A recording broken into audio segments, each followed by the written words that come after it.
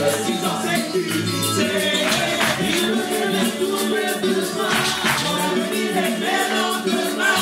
Quand j'aurai plus pour je veux voir. Je ne m'inquiéterai de rien. Mes ennemis peuvent s'avancer. Pour essayer de m'environner. Quand je crie, je sois loué. Certains qui sont dispersés. Alléluia.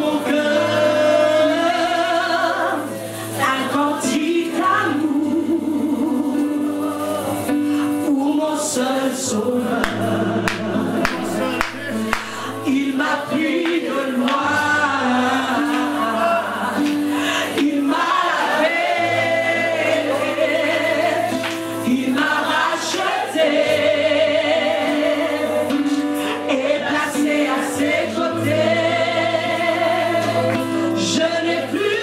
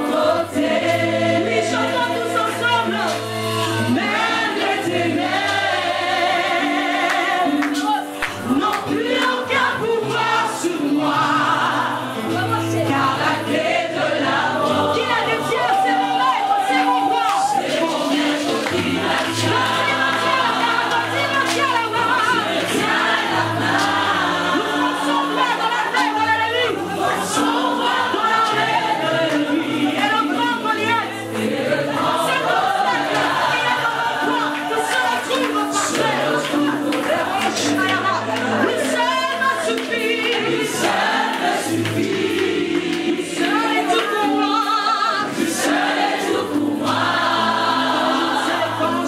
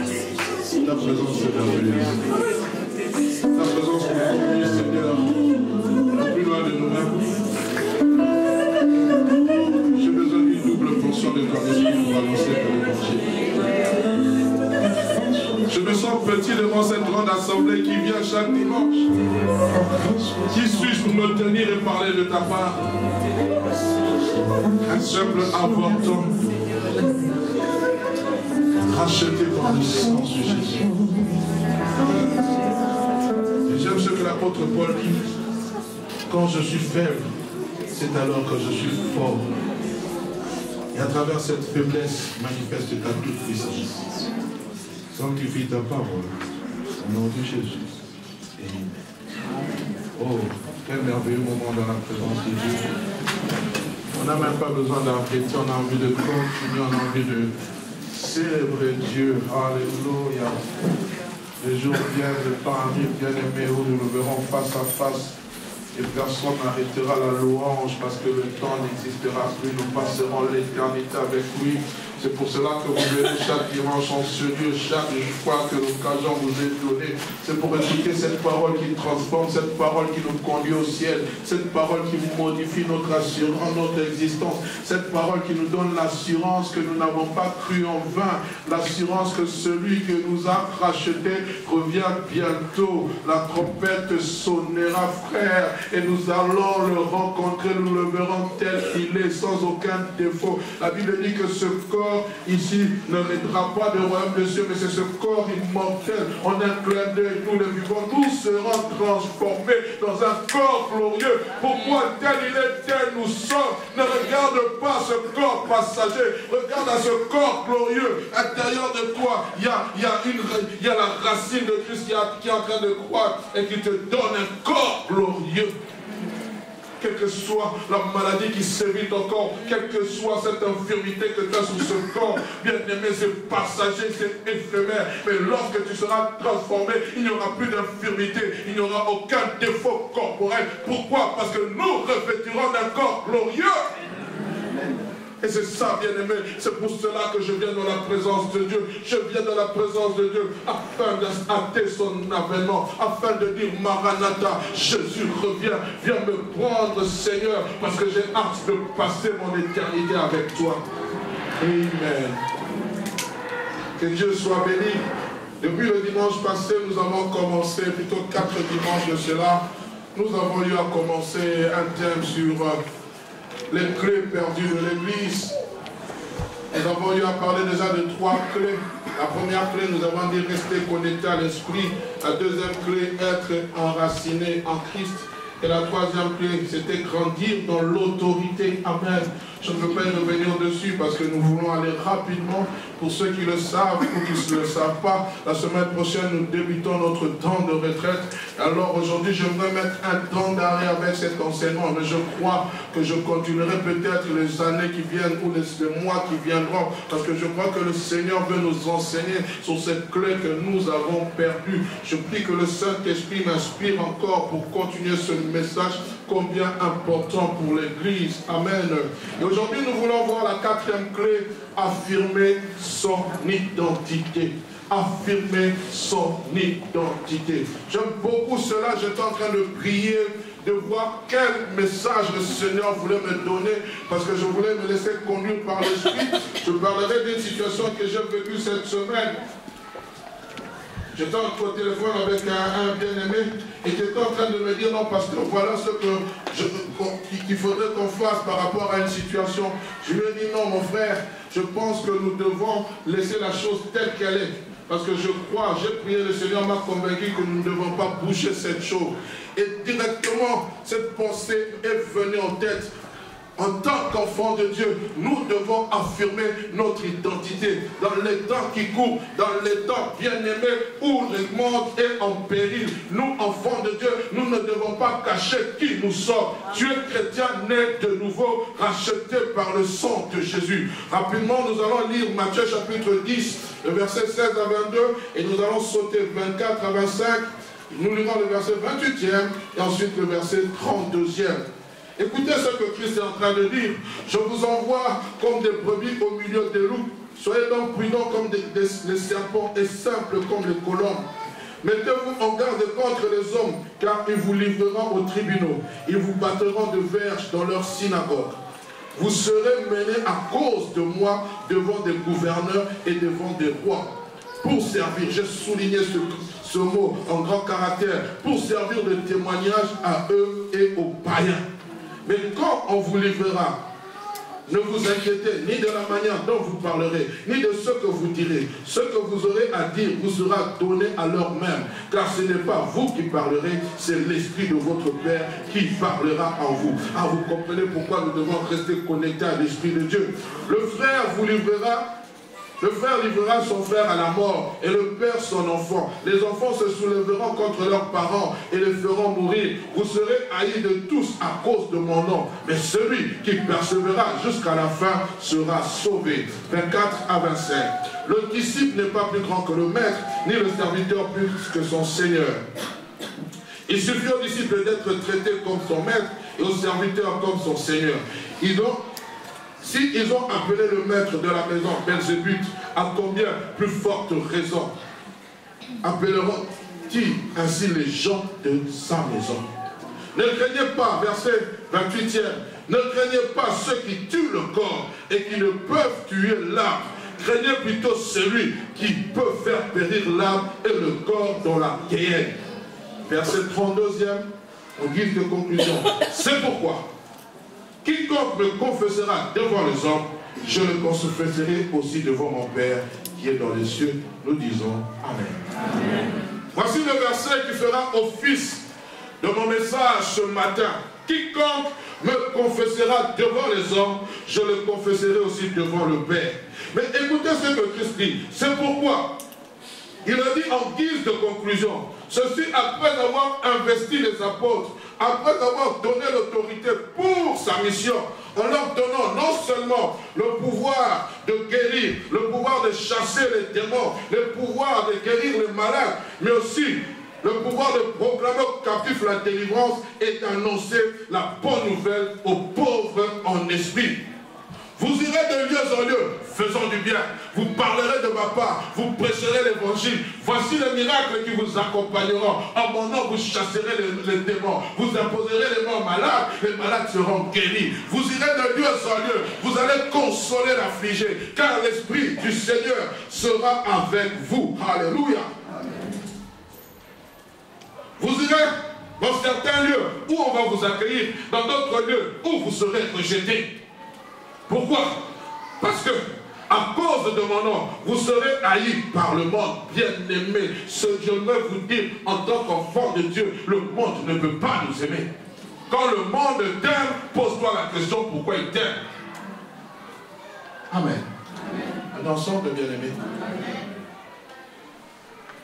À cause de mon nom, vous serez combattus par les puissances de ce siècle présent. Vous serez haïs par le monde. Vous serez persécutés. On vous traînera devant les tribunaux. À cause de mon nom, vous serez trahis par les gens de votre propre famille. Oh, bien-aimés, c'est ce que la Bible déclare. Nous ne serons pas épargnés de ces choses à cause du nom de Jésus. Sachez que vous ne serez pas épargnés, car moi, votre maître, on m'a traité aussi durement.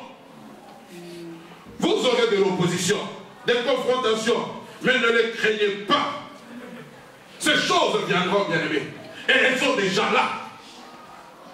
Opposition, confrontation, elles sont là, elles existent. Vouloir ou pas, je n'ai pas désiré ces choses, mais elles viennent pourquoi? Parce que je marche en opposition avec la pensée du monde. Elles viennent pourquoi? Parce que je ne suis pas de ce monde. Je n'ai pas les mêmes convictions de ce monde. Ma pensée ne sont pas les pensées de ce monde. Mes pensées ne sont pas des pensées humaines. Mes pensées sont des pensées divines. Mes pensées viennent d'en haut. Mes pensées me sont communiquées par le Saint-Esprit. Là où le monde veut que moi je puisse me souiller, Christ me demande de m'abstenir. Mais quand le monde voit que moi je ne fais pas ce que le monde désire, le monde commence à me haïr.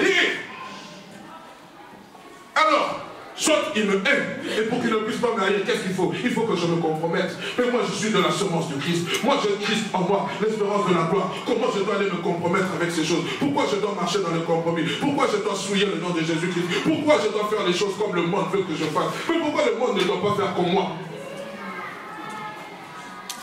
Non, semble bien. Alléluia. Ce qui est le plus important, c'est de persévérer jusqu'à la fin, afin d'être sauvés. Oui, ils ont certes le pouvoir de détruire votre corps. Ils ont certes le pouvoir de maltraiter votre corps. Ils ont certes le pouvoir d'amoindrir votre corps. Mais le pouvoir qu'ils n'auront jamais, c'est de détruire votre âme. Le monde peut détruire votre corps. Le monde peut faire tout pour vous anéantir. Mais il y a une chose qui ne pourra jamais détruire, votre âme. Et Christ dit, craignez celui qui a le pouvoir, non seulement de détruire le corps, mais d'amener aussi l'âme dans la guerre, c'est-à-dire dans les lieux arides, plutôt dans les lieux de persécution, c'est-à-dire de l'amener l'âme en enfer. Oui, nous craignons le monde, mais nous ne craignons pas Christ. Mais Christ a ce pouvoir non seulement de tuer ce corps, mais il a aussi ce pouvoir d'amener ton âme en enfer. Alors ensemble, je ferai l'effort de ne pas crier. Oui, certes. Heureux ceux et celles qui garderont fièrement leur identité et qui ne réuniront jamais Christ. Quiconque me confessera devant publiquement, je le confesserai aussi devant le Père. Dans d'autres versions, elle dit ceci, c'est pourquoi toute personne qui se déclarera publiquement pour moi, je me déclarerai moi aussi pour elle devant mon Père céleste.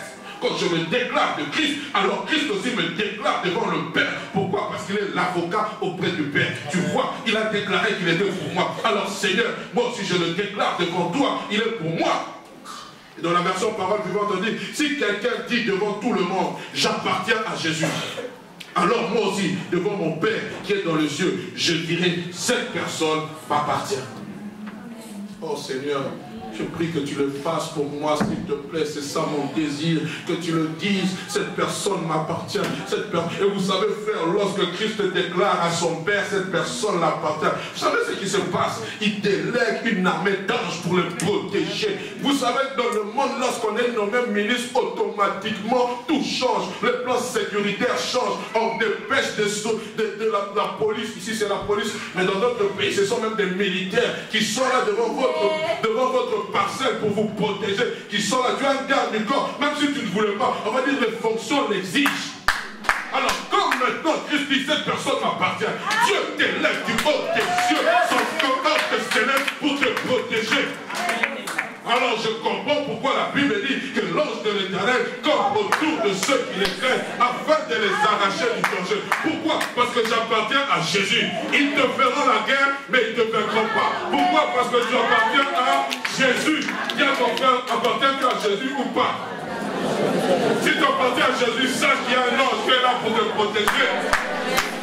Ce n'est pas moi qui décris cet ange, c'est Dieu qui l'envoie. Je ne prie pas pour que l'ange vienne, mais à cause de mon appartenance, avec Jésus, alors Dieu délègue cet ange pour me protéger. Tu comprends? Il ordonnera à son ange de te porter afin que tu ne heurtes pas la pierre. Oh, acclame la parole.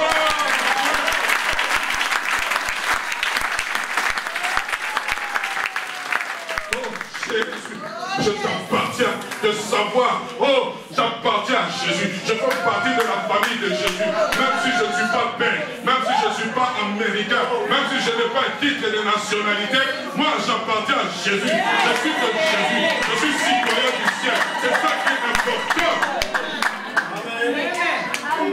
Oh Seigneur, fais-moi grâce.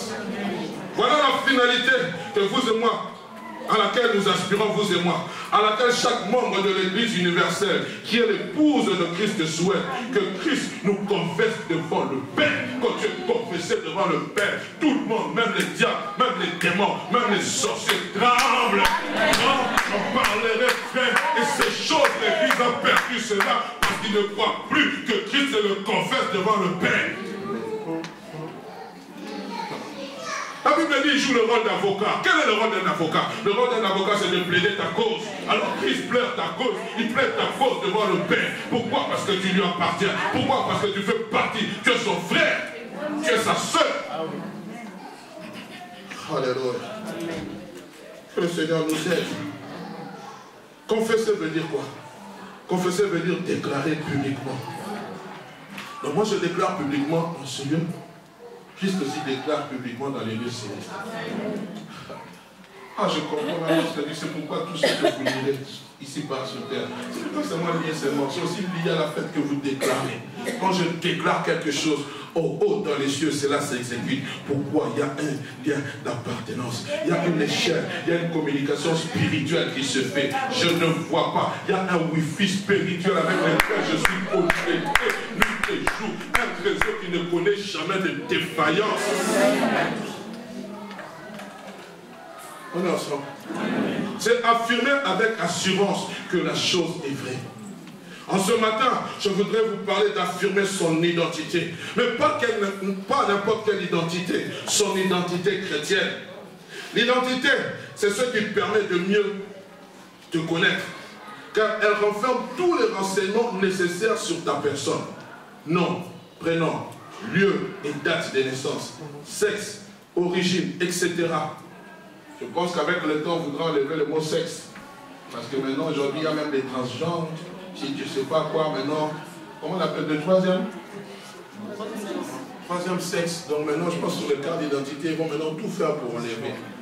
Pourquoi? On va dire que c'est atteinte à la personne, à la personnalité de la... Oui, je ne sais pas quoi, on va trouver toujours des mots. Que faire? Le monde va de plus en plus mal. Et l'Église aussi se tait face à ces choses parce qu'on a peur qu'on vienne nous léser. On va nous amener devant les tribunaux. J'aimerais vous dire pour la vérité, on nous emmènera. Quand nous condamnerons les choses que le monde accepte, on nous traduira. Mais sachez que nous serons plus que vainqueurs. Il y a un serviteur au Canada qui s'est élevé, qui a commencé à prêcher sur l'homosexualité pour ceux qui ont suivi. Vous savez tout ce qui s'est passé. Mais vous pensez qu'il a échoué? Il n'a pas échoué. qui peut se liguer contre l'église de Dieu? La Bible dit, les portes de séjour de mort ne prévaudront pas. Une église qui est calme, une église qui ne connaît pas de persécution, elle doit se poser la question, qu'est-ce qui ne va pas?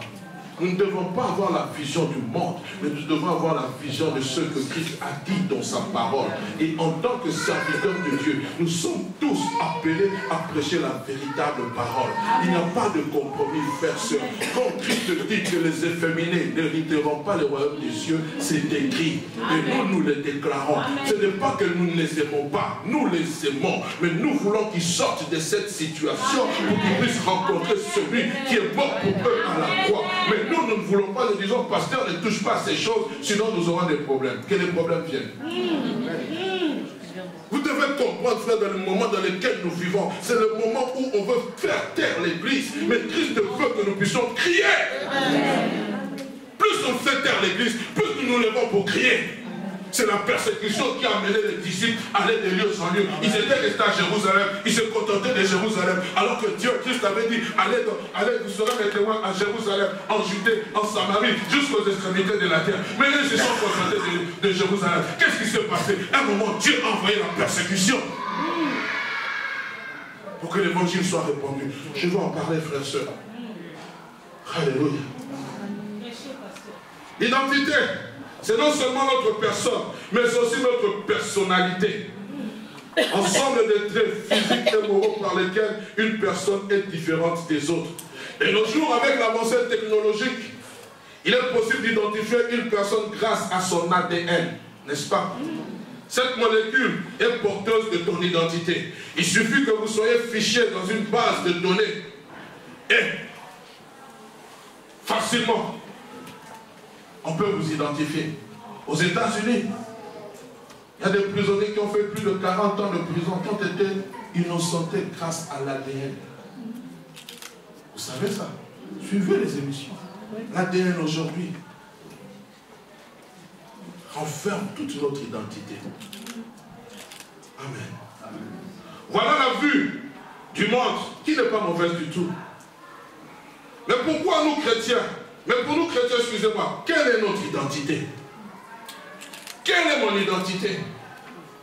Ma première identité, j'en ai pris 3, mais il y en a plusieurs. La première des choses que je dois savoir par rapport à mon identité, je suis enfant de Dieu, né de sa volonté.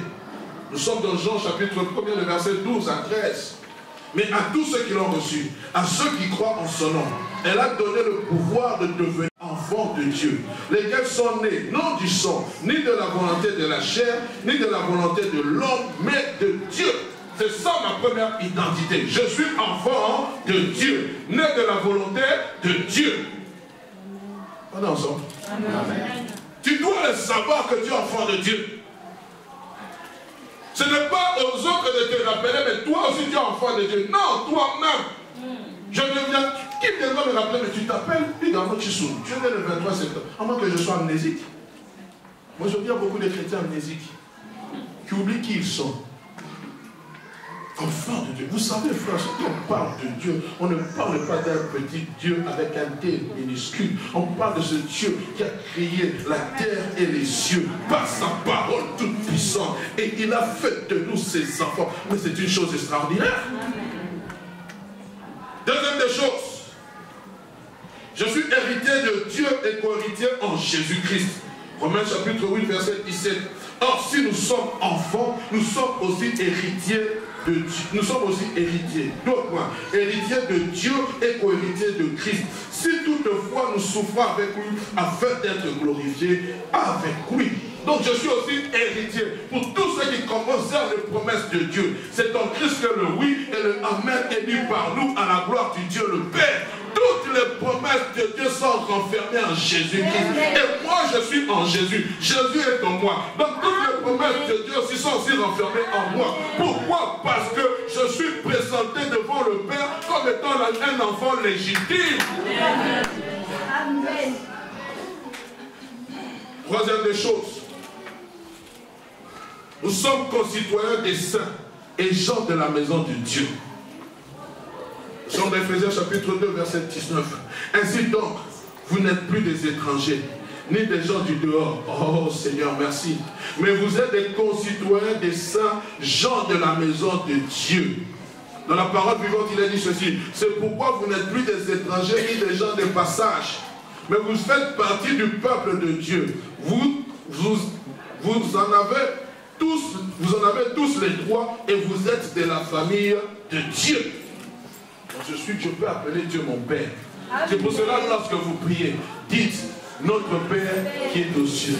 Et mon Père, je ne le vois pas, je le tutoie. Pourquoi? Parce qu'il y a un décret relationnel à forcer. Je ne viens pas, oh mon Saint-Père, tu vois combien vous m'avez frustré. Non! Seigneur Jésus, je viens auprès de toi. Dieu mon Père, je suis ton enfant. Grâce à l'œuvre de la croix. Alléluia. Voilà bien aimé un bref aperçu de notre identité en Christ en tant que chrétien.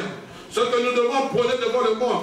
C'est ce que nous devons prôner devant le monde. C'est ce que nous devons publier. Et l'Église d'aujourd'hui perd son efficacité car elle n'affirme pas son identité. Si elle le fait, c'est partiellement. Le monde est comme cette foule qui cherche à faire taire Bartimée. Lorsque Bartimée a vu Jésus-Christ passer, il a commencé à crier, Jésus, fils de David, aie pitié de moi. Mais que va faire la foule? Tais-toi, tais-toi, tais-toi, tais-toi. C'est ce que le monde veut faire lorsque nous crions à Jésus, lorsque nous témoignons Jésus. Tais-toi, tu nous déranges avec des chants chrétiens. Tu nous déranges dans le métro lorsque tu es en train de parler de Jésus. Mais lorsque quelqu'un vient, il est en train de demander au monde, il ne dérange pas. Lorsque quelqu'un vient avec la musique pour chanter dans le métro, il ne dérange pas. Mais lorsqu'on parle de Jésus, on dérange. Pourquoi? Parce que nous sommes dans un pays laïque, mais le fondement de l'Europe a été bâti sur quoi? Sur les bases chrétiennes. Aujourd'hui, on est en train de rejeter. Oh, j'ai suivi il y a des jours, hier plutôt, ou vendredi, on est en train il y avait un débat où il y a une certaine association qui a enlevé la croix sur le Saint-Nicolas. Pourquoi? Pour ne pas frustrer sur d'autres personnes. Oh, mais bien aimé, on veut enlever la croix partout. Ce n'est pas à cause de Saint-Nicolas que je parle, mais regardez comment le monde veut faire maintenant. Le monde veut ôter ce symbolisme de la croix. Les chrétiens, eux, hier, qui nous ont amené l'évangile, aujourd'hui, sont en train de régner Jésus. Mais vous avez fondé votre vie sur quoi? Sur les bases chrétiennes. Mais aujourd'hui, vous refusez cela. Vous refusez. Et c'est pour cela que vous allez de mal en pire. Je suis en train de vous dire, tant que vous allez rejeter Jésus, rien ne va avancer dans ce pays. On sait qu'on allait dire un grand amen.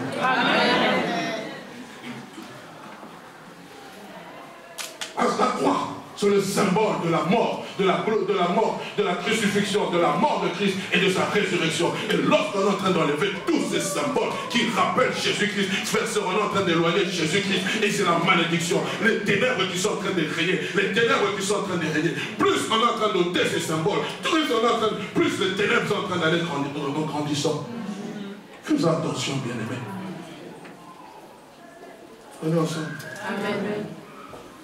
Mais toi, crie plus fort que la foule. Et le maître va s'arrêter pour t'encourager. Parce qu'il a crié, je ne sais pas d'où est venue cette force. Jésus-Christ, fils de David, aie pitié. La Bible dit, Jésus-Christ s'arrêta et dit, appelez-le. Oh, on va dire cette même foule qui est en train de le faire taire. Va dire, le maître, lève-toi, car le maître t'appelle. Frère, soeur, ne te tais point à l'université, ne te tais point dans ton travail, ne te tais point là où tu parles. Oh, mais toi, tu es en train de nous saouler, toi, avec ton Jésus. Tu es en train de nous saouler, toi, avec ton Jésus. Oh, hier, j'étais content. Nous avons eu un mariage. C'était vraiment la pêche dans l'aquarium. Amen. Amen. Nous sommes venus célébrer un mariage. C'est pour cela, vous qui avez des amis autochtones, amenez-les. Amen. Amen. Pourquoi vous les gardez pour vous? Ils ont besoin de connaître Jésus. Ils sont venus ici. Nombreux. Il y avait plus de visages pâles que nous. Remplis. Mais au moins, ils sont venus honorer leurs amis. Mais nous, l'église, nous ne sommes pas venus honorer leurs amis. Et notre soeur. Rempli. Oh, j'ai aimé la louange, ils étaient en train de danser. J'ai rencontré, mais il m'a dit, c'est la première fois que j'assiste à un culte aussi, avec autant de chaleur. J'ai dit, mais vous pouvez venir. Dire, oui, un jour je viendrai. Mais la semence est entrée. Amen. On a prêché l'évangile. À la fin, nous avons parlé. Prêche l'évangile en toute occasion favorable ou pas.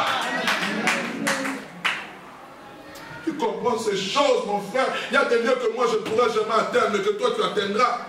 Il y a des gens que je ne pourrai jamais rencontrer, mais que toi toi tu rencontres à cause de tes connaissances. Mais ces gens que tu rencontres, que ce soit dans les affaires, ces personnes que tu côtoies, que ce soit dans ton travail, ils ont besoin de connaître qui est Jésus. Ils ont besoin de rencontrer qui est Jésus. Ils ont besoin de se connecter à Jésus, à la grâce de Jésus. Est-ce que tu t'imagines qu'il va passer c'est le restant de ses jours en enfer? Mais il va dire, mais il y avait à côté de moi Yves, il y avait à côté de moi Christian, il y avait à côté de moi Christiane, il y avait à côté de moi Rosemont. Mais moi j'avais dit que Jésus existait. Je la voyais seulement le vendredi, elle allait prier. Le vendredi, elle ne mangeait pas avec nous à la cafétéria. Elle était dans son coin en train de lire un livre. Mais quel est ce livre? C'est la parole de Dieu. Amen. Que le Seigneur nous aide, s'il vous plaît, bien-aimés. Alléluia. Oui, pasteur, ce n'est pas facile de le faire. Quand vous avez autour de vous et au quotidien toutes sortes de pressions et de confrontations, ce n'est pas facile, pasteur, tu parles pour parler. C'est bien de prêcher, pasteur, mais puis c'est que moi je vis. Je ne peux pas vivre ce que tu vis, je ne peux pas porter ton fardeau. Parce que je suis un être humain limité. Mais il y a un autre qui a porté ton fardeau au propre titre de la croix. Il a dit tout s'est accompli. Il s'appelle Jésus-Christ de Nazareth. C'est lui au moins vers qui tu peux crier. Seigneur, ce n'est pas facile. Seigneur, aide-moi. Regarde cette confrontation. Regarde, Seigneur, chaque fois je suis harcelé au travail. Chaque fois on me dérange. Chaque fois je ne peux pas. Seigneur, crie vers lui. Et je crois que Jésus-Christ est capable de faire quelque chose de glorieux. Écoutons ce que l'apôtre Paul a dit. Oh, j'aime beaucoup Paul. Vous savez, Paul, c'était quelqu'un d'instruit. Paul, c'était quelqu'un qui devait aller loin selon le monde. Paul, c'était quelqu'un qui avait le zèle pour Dieu, mais sans la connaissance. Paul, c'était quelqu'un qui a beaucoup écrit. Mais écoutez ce qu'il est en train de dire. Oh, lisez-le, Paul. Nous sommes pressés, nous sommes dans 2 Corinthiens, chapitre 4, à partir du verset 8. Nous sommes pressés de toute manière, mais non réduits à l'extrémité, dans la détresse, mais non dans le désespoir, persécutés, mais non abandonnés, abattus, mais non perdus, portant toujours dans notre corps la mort de Jésus, afin que la vie de Jésus soit aussi manifeste dans notre corps. Car nous qui vivons, nous sommes sans cesse livrés à la mort à cause de Jésus, sans cesse livrés à la mort, afin que la vie de Jésus soit aussi manifestée dans notre chair mortelle. Ainsi, la mort agit en nous et la vie agit en vous. Et comme nous avons le même esprit de foi qui est exprimé dans cette parole de l'Écriture, j'ai cru, c'est pourquoi j'ai parlé. Nous aussi nous croyons, c'est pour cela que nous parlons. Amen. Verset 16. C'est pourquoi nous ne perdons pas courage. Et lorsque même l'homme extérieur se détruit, notre homme intérieur se renouvelle de jour en jour. Car nos légères afflictions du moment présent produisent pour nous, au-delà de toute mesure, un poids éternel de gloire. Parce que nous ne regardons non point aux choses visibles, mais à celles qui sont invisibles. Car les choses visibles sont passagères et les invisibles sont éternelles. Les choses visibles sont passagères, mais les invisibles sont éternelles. Quelles sont ces choses visibles? Tout ce que nous voyons, tout ce que nous palpons, c'est passager. Les maisons, les voitures, le travail. Mais qu'est-ce qui est les choses invisibles, c'est quoi? La vie éternelle. Le salut en Jésus-Christ. Ce n'est pas passager, c'est éternel. C'est pour cela la Bible dit, crois au Seigneur Jésus. Tu seras sauvé, toi et toute ta famille. Oui, comment? Oui, par toi le salut peut entrer. Pourquoi? Le salut est éternel. Le salut n'a ni commencement, ni fin, frères, sœurs. Il a commencé avec Jésus-Christ. Lorsqu'il reviendra, Christ reviendra pour prendre ceux qui ont cru. La Bible dit, celui qui persévérera jusqu'à la fin sera sauvé. Amen. Ah oui, voilà comment Paul décrit sa vie ici-bas sur terre. Une vie d'un combat, une vie de combat, une vie d'adversité, où la mort et la vie s'entrechoquent. D'une part, la mort qui se manifeste à travers ce corps mortel, à cause de son attachement à Christ. À cause de ton attachement à Christ, tu seras haï. À cause de ton attachement à Christ, tu seras chassé de la société. À cause de ton attachement à Christ, tu ne seras pas compris de la société. À cause de ton attachement à Christ, on va te dire, toi tu es vieille, tu es décalé, tu as sauté ton temps. Je n'ai pas sauté mon temps. J'ai saisi l'éternité. Je sais pourquoi j'ai pris. Je sais pourquoi je m'abstiens de faire telle chose. Pendant que les gens sont en train de danser. La Bible dit, il en sera de même au temps de Noé. Pendant que les gens mangeaient, se mariaient, dansaient. Oh, c'est la même chose. Pendant que les gens sont en train de danser, d'aller dans les boîtes de nuit, d'aller faire des fêtes, la vie par la fiesta, d'aller, je ne sais pas quoi, à Ibiza, toutes ces choses. Frère, sœur, Jésus viendra comme un voleur. Tu ne sais pas. Prépare-toi à la rencontre de ton Dieu. Quand affirmer ton identité. Non, je ne mourrai pas, je vivrai, je raconterai les œuvres de l'Éternel. Il revient bientôt, bien-aimé. Il est à la porte. Il est à la porte, je suis en train de vous le dire. C'est pour cela que je parle, c'est pour cela que je crois. Et ce que je suis en train de dire, je sais que c'est le message de l'heure. Ne t'attends pas à dire que Dieu va te bénir. Il va le faire si tu marches avec lui. Pourquoi? Parce qu'il veut que le fer puisse surnager dans l'eau. Oui, Dieu ce fer qui peut surnager dans l'eau parce que tu es attaché au bois. Ah, tu n'as pas compris cette chose. Lisez l'histoire d'Élisée. Un homme va prendre une hache qu'il va emprunter pour aller couper du bois dans la forêt. La Bible dit pendant qu'il était en train de couper. Je ne sais pas pourquoi je raconte cette histoire, mais il faut que je le dise. Le morceau de fer va sauter, va tomber dans l'eau. Oh, Élisée, Seigneur, réveille des églises au milieu de nous. Amen. Va crier vers l'homme de Dieu.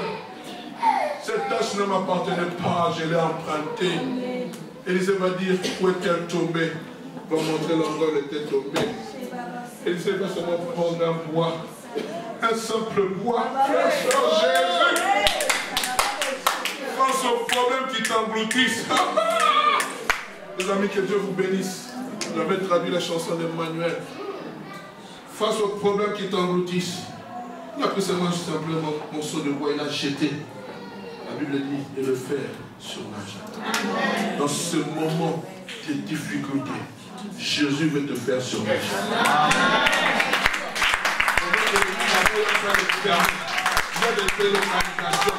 Jésus veut te faire surnager. Il veut montrer la différence. Pourquoi? Parce que tu as une identité différente. Pourquoi? Parce que tu as fermé son identité. Tu es en train d'affirmer ton identité. Il veut te faire surnager. Mais comment est-ce possible? Là où tout le monde échoue, toi tu réussis. Pourquoi? Je suis témoin publiquement. Quand je suis témoin devant le Père que celui-ci m'appartient, alors le Père dépêche même ses conseillers, même ses hommes en matière financière, afin que le blé, le fou, ne manque jamais dans ta maison. Oh bien-aimé, acclame mon Dieu, acclame le Dieu.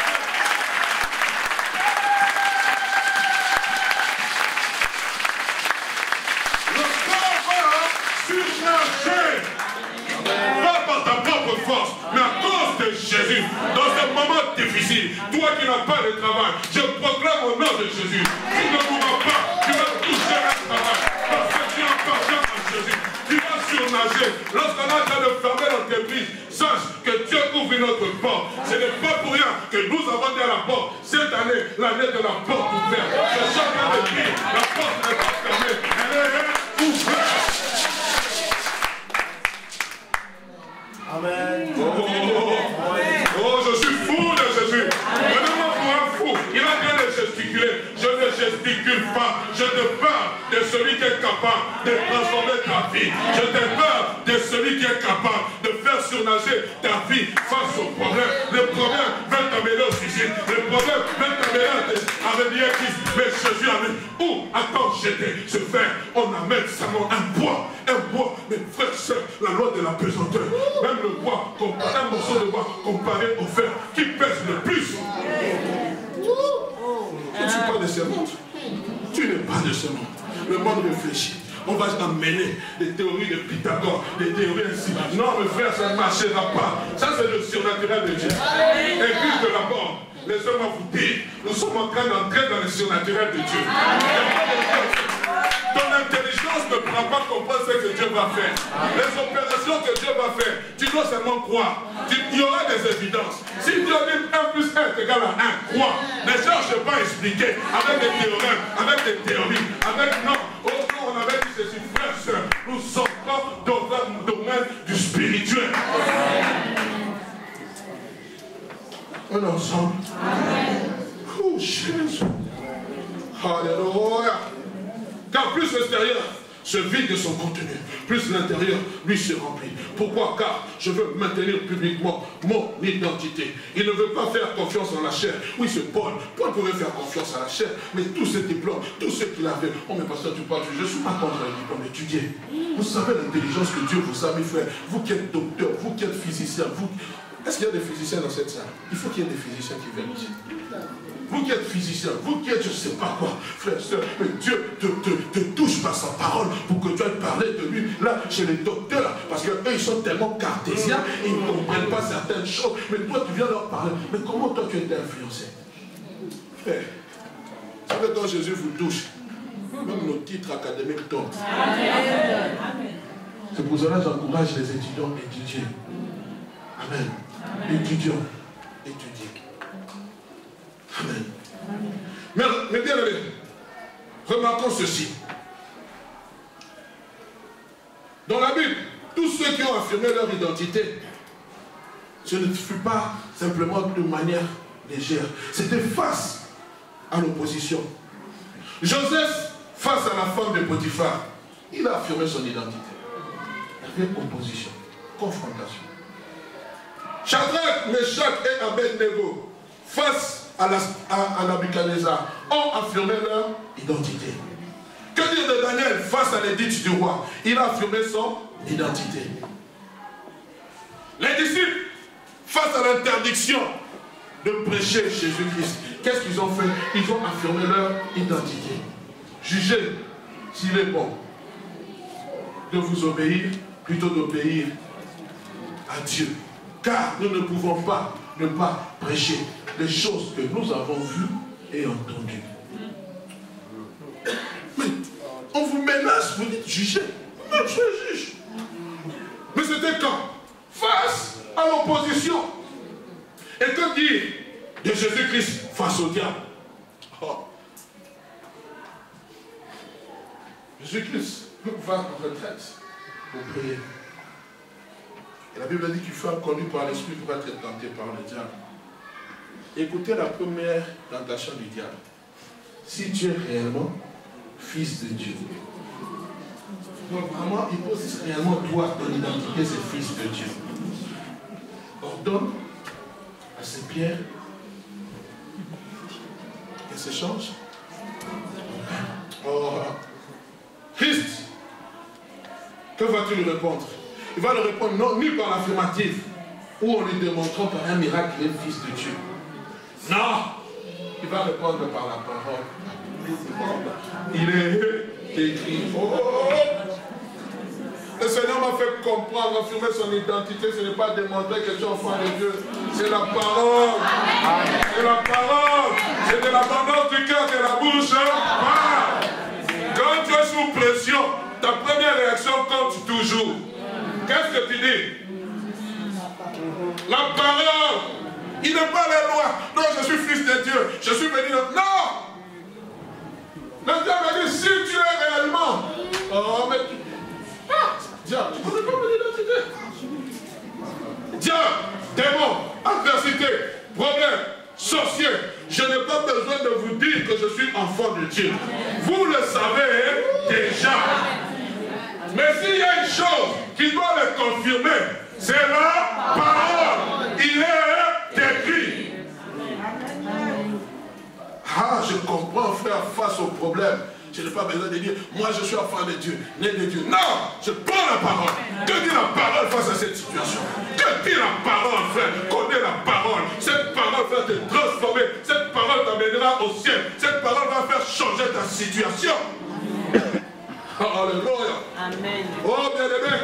Oh, lorsque vous viendrez pour m'intimider, lorsque vous viendrez, je vais dire, il est écrit, car c'est de l'abondance du cœur que la bouche parle. Voilà comment affirmer ton identité, mon frère, ma soeur. Tu ne paniques, tu t'agites, tu gesticules pour rien, comme Jésus-Christ l'avait dit à Marie. À Marie, c'est Marthe, c'est Marthe. Elle a dit, Marthe, tu t'agites, tu t'inquiètes pour peu de choses. Une seule chose est nécessaire. Marie a choisi la bonne part qui lui sera portée. Mais quelle était cette bonne part? Être aux pieds de Jésus, écouter la parole. Le problème peut venir. J'écoute la parole. Que dit la parole? Que dit ta parole? Oh frère, je n'ai pas peur qu'on me dise qu'il y a une maladie qui sévit mon corps. Mais que dit la parole? Parce que maintenant ici, j'ai la guérison. Et dans ce problème, la guérison. Le problème maladie. Oh, que dit la parole? C'est la parole, frère. C'est la parole qui va affirmer ton identité. C'est cette parole qui va te mettre au large. Amen. Oh. J'ai l'impression que j'ai plus de foi que vous. Je suis en train de te parler des choses de la vie. des choses qui peuvent changer ta destinée, même ta situation sociale. Parce que la Bible dit qu'il envoya sa parole, et sa parole au commencement était la parole. La parole était Dieu, elle était avec Dieu. Mais cette parole est devenue chair. Je prie qu'au nom de Jésus, que toutes les bonnes paroles que l'Éternel t'a données, lorsque tu es dans le désert, lorsque tu es dans le séjour, que cette parole puisse devenir chair, que tu la saisis, qu'elle devienne ta possession, qu'elle soit ton lot, cette parole qu'elle devienne chair. Car ainsi est-il de ma parole qui sort de ma bouche, elle ne revient jamais à moi sans avoir accompli ce dont pour moi c'est Dieu ne parle pas en fait. Quand il y a des prophéties, quand il y a des dons de connaissance, s'ils sont réellement venus de la part de Dieu, ce sont des choses qui marchent, ce sont des choses qui fonctionnent. Parce que ce n'est pas un homme qui parle, c'est Dieu qui parle, c'est Dieu qui manifeste sa gloire. C'est pour cela, peuple de Dieu, apprenez à être réceptif dans les choses de Dieu. Un instant. Oh Jésus, tu paniques pour rien. Tu t'agites pour rien. Jette le poids dans l'eau de Mara. Et l'eau deviendra douce. Amen. Alléluia. Éphésiens chapitre 6, verset 13. C'est pourquoi prenez toutes les armes de Dieu afin de pouvoir résister dans le mauvais jour et de tenir ferme après avoir tout surmonté. Verset 16. Prenez par-dessous tout le bouclier de la foi avec lequel vous pourrez éteindre les traits enflammés du malin. Prenez aussi le casque du salut et l'épée de l'esprit qui est la parole de Dieu. Les armes avec lesquelles nous combattons ne sont pas charnelles. Frères, sœurs, le combat que tu as, les confrontations que tu as, les choses qui se passent dans ta vie, ce n'est pas charnel. Tu n'as pas besoin d'aller, parce qu'on t'a dit qu'un oncle sorcier, tu vas commencer à lui dire, tu ne m'auras pas, tu ne m'auras pas. Mais non, frères, sœurs, fléchis les genoux. Par l'épée de l'esprit qui est la parole de Dieu. Commence à combattre dans les lieux célestes. Commence à recommander ta vie entre les mains de Dieu. Et je dis, frères, sœurs, si cet oncle venait te déranger la vie, si ce personnage venait te déranger la vie, elle va arrêter. Parce que la parole de Dieu, c'est un feu dévorant. Amen. Amen. Les confrontations, sache que tu n'as pas besoin de répondre là-dessus. Oh, j'aime. Shadrach, Meshach et Abednego confrontés. On va le dire. Maintenant, on va tourner la fournaise 7 fois. Et on verra si le Dieu que vous servez, quel Dieu est capable de vous délivrer de nos mains. Calmement, Shadrach, Meshach et Abednego diront, ô roi, nous n'avons pas besoin de te répondre là-dessus. Car sache que notre Dieu est capable de nous délivrer de cette fournaise. Et aussi de ta main. Je suis tenté de dire ça au diable qui sévit ta vie. Il vient te déranger. Tu n'as pas besoin de le répondre là-dessus. Sache que le Dieu que je sers est capable. Pourquoi? Parce que j'affirme mon identité. Parce que Christ me témoigne devant le Père.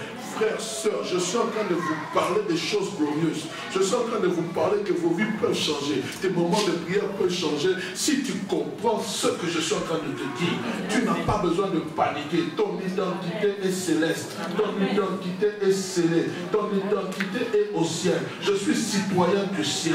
Né en Jésus-Christ. Marchant en nouveauté de vie. Je connais qui je sers. Je connais mon Père. Frères, sœurs, le fils d'un général dans certains pays est intouchable. Tu comprends ces choses? Mais moi, je suis le fils du roi des rois. Aux États-Unis, je suis intouchable. En Belgique, je suis intouchable. Au Congo, je suis intouchable. Même là-bas, à Moyenindi, je suis intouchable. Même devant les sorcières, je suis intouchable. Dis à ton frère, tu es intouchable. Intouchable, on ne peut pas te toucher. Mon nom est devenu danger de mort. 6600 votes. Quand on me voit venir. Je suis plus que le Premier ministre.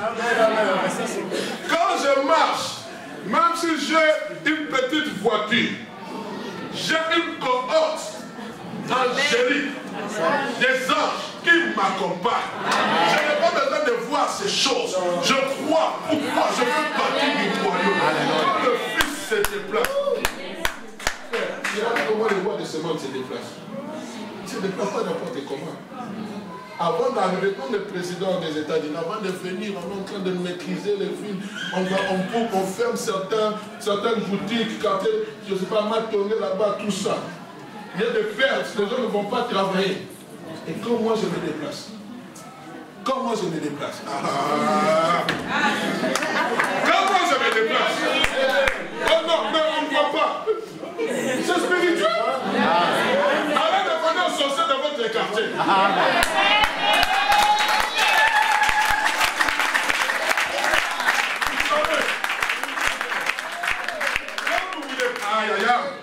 Quand vous vous déplacez, les anges arrivent. Tout le monde cède les passages. Même celui qui venait. La Bible dit, il viendra par un seul chemin. Il s'enfuira par le bien. Alors, affrontement comme ça, il ne faut pas gagner. Mais toi, tu trembles pourquoi? Quand tu te déplaces, toute la cohorte est avec toi. Trois lépreux qui étaient allés entrer dans le camp des Syriens. La Bible dit, lorsqu'il était en train de marcher, qu'est-ce qu'ils avaient entendu? Les plus normaux. Mais c'était un roi. Quand ils marchaient, ils ont entendu boum. Ils ont dit boum. Mais cette armée avait assiégé pendant des mois. Frère, quand tu te déplaces, c'est le problème-là qui t'a assiégé. Trois lépreux.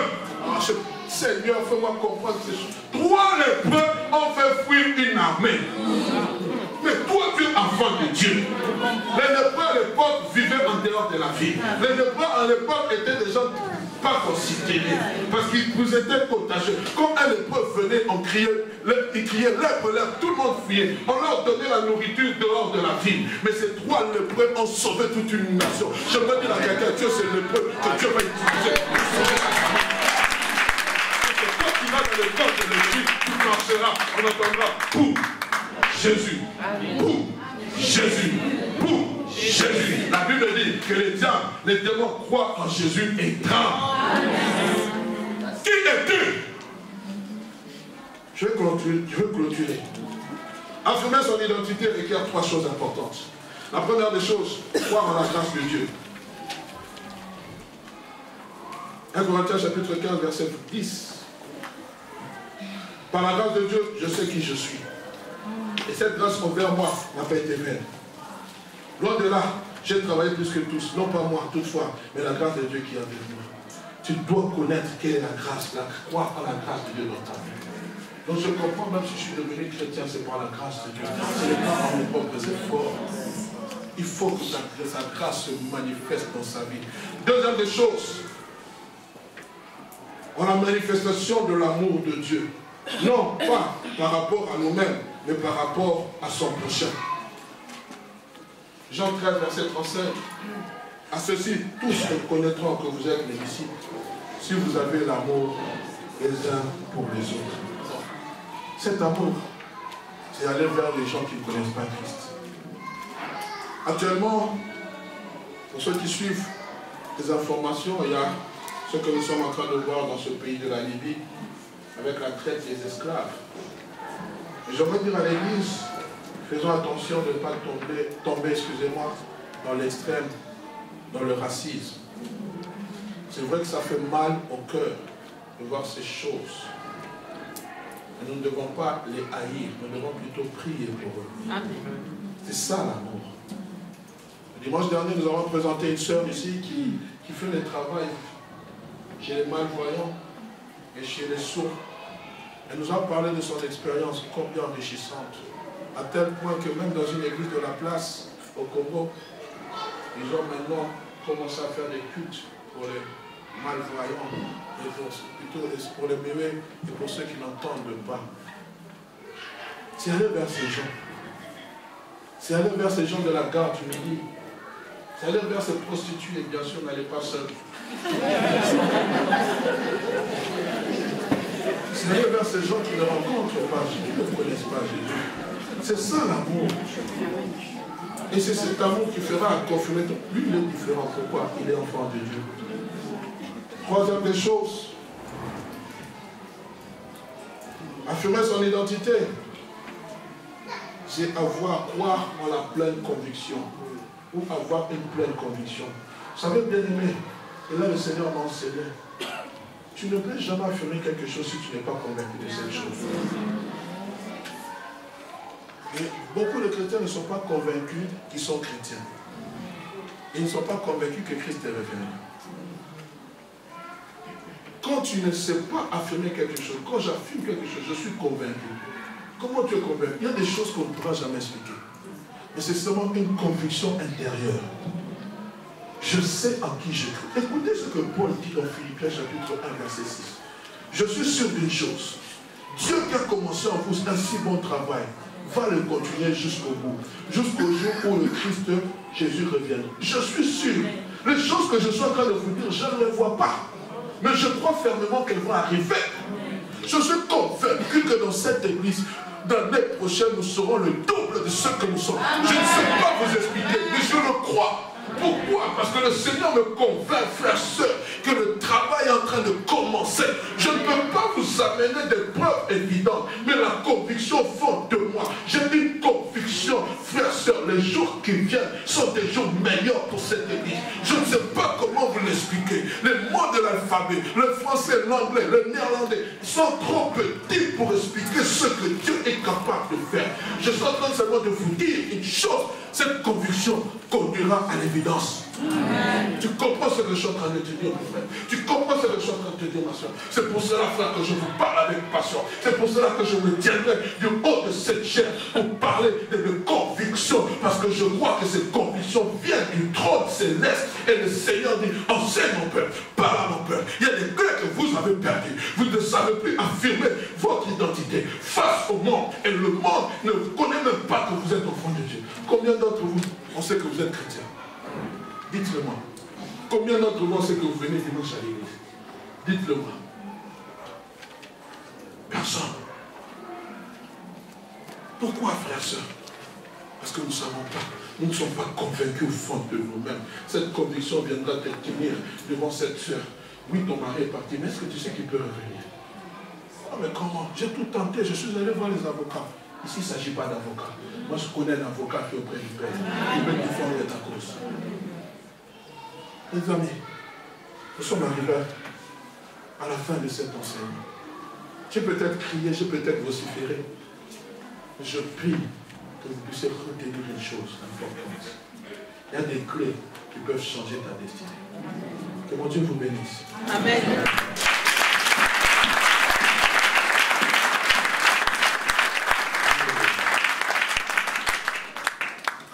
J'aimerais demander à l'Église assemblée de se mettre debout.